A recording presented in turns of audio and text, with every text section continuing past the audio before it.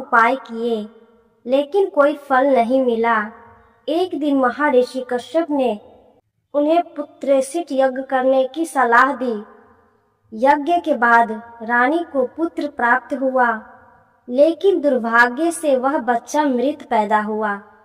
राजा यह दुख सह नहीं पाए और अपने पुत्र के शव को लेकर शमशान जाने लगे। तभी वहां एक दिव्य प्रकाश हुआ और प्रकट हुई छठी मैया। उन्होंने कहा, मैं सृष्टि की षष्ठी देवी हूँ।